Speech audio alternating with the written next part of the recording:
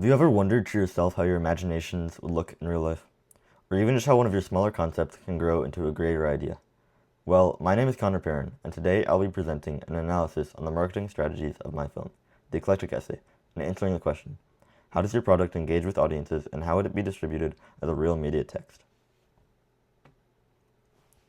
First, here's a basic overview of the presentation. I'll first explain audience engagement, specifically with our trailers and posters. I will then go over its real-world distribution, with its two avenues being conventions and streaming services. So, let's begin. Now, to understand the way in which the Eclectic Essay interacts with its audiences, you must first have a basic understanding of the film's genres. As you can see on the screen, our film's genres were comedy, suspense, and the one unincluded on the screen is drama. So there's a big audience to appeal to and to engage with. With this basic understanding of genres, diving into the audience engagement becomes much simpler. First, we began our interaction with our trailers. We created two trailers, one suspense-based and one comedy-based, and I'd like to start by going over the suspense-based one.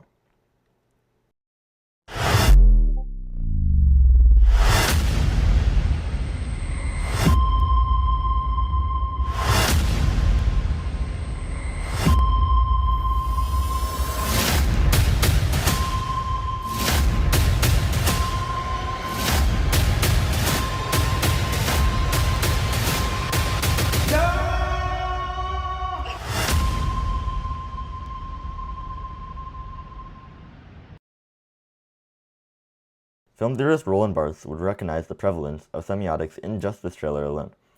Semiotics is a study of signs, and in film it is very important not just to convey meaning, but also to engage with the audience. So, in our trailer, we left a lot of dramatic shots with unclear context. This engages suspense audiences as they begin to hypothesize what may be happening, resulting in further traction as they go online and share their theories with others. The background music is dramatic and speeds up as the trailer progresses, reflecting rising tension, and the final title screen with the date reveal is simple and dark. All of these features contribute to the mysterious tone to draw suspense fans in, and once again, the mystery allows for the spreading of theories online, expanding the film to new audiences while engaging the current ones. Next, I want to take a look at the comedy trailer. So, let's watch. Coming soon to theaters.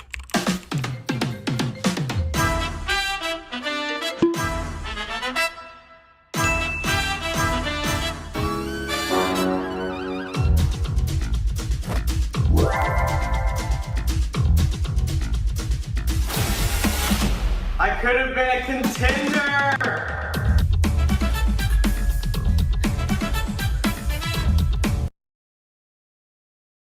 You may have noticed the stark contrast in trailer music. Unlike the sudden thumps of the suspense trailer, the comedy trailer uses constantly playing upbeat music. Cartoonish sound effects are also littered throughout the trailer, and the final title screen is bright and colorful. The combination of these characteristics appeals to the comedy audience, and expands it into a younger audience. Teenage viewers feel a connection between themselves and the young star of the film, engaging them further. To get maximum impact on the audience, the cartoonish sound effects reflect emotions which the boy feels, allowing the audience to engage with his exact emotions as he experiences them. Overall, these trailers engage current audiences and expand to newer audiences, acting as both enjoyable content and as marketing for our film. Cool. Next, let's talk about the three posters we created for our film. Each poster, similar to the trailers, targets a primary audience for engagement while also looping in and expanding to new groups. For example, this first poster on the left. As you can see by the caption, the poster has a comedic tone, and as such, it engages the comedy audience. The semiotics are evident, with the banner hanging behind him showing the wealth of popular universities, and the teachers and others surrounding him showing exaggerated characters that you'll see in an average comedy film. This also appeals to this doesn't just engage comedy audiences with this common genre trope, but it also appeals to new audiences due to the interest that many college students may have with the Harvard theming. Our other two posters mainly focus on engaging niche audiences rather than both engaging and expanding. So, the middle poster, which is suspenseful, targets the previously mentioned suspense audience. This is done through its semiotics of a dark, mysterious atmosphere, and the stress shown on the student's face. The only light comes from the screen, engaging audiences as they are drawn to look at it. The mystery of what may occur with the screen encourages audience to watch the film. Then, the rightmost poster targets the drama audience, with its bright colors and the hopeful stance which the student takes on. Similar to the lit-up screen, this engages the drama audience and encourages them to watch the film as they wonder what he has become so prepared for.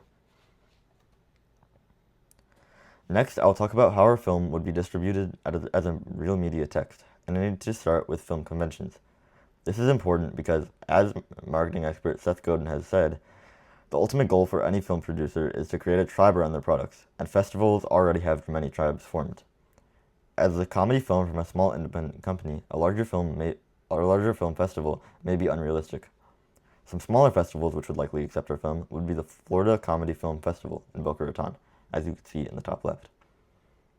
However, if a larger festival were to be realistic, the most fitting one for our film would be something such as New Filmmakers Los Angeles, which welcomes new, smaller production companies and allows for any genre of film to be premiered.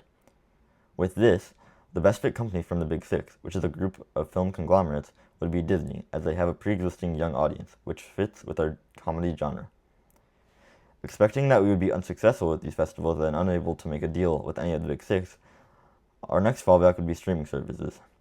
By using services such as FilmHub, Quiver, or Bitmax, which all operate as applications to market your film to distributors, we can likely get our film on a smaller app, such as Tubi or Popflick.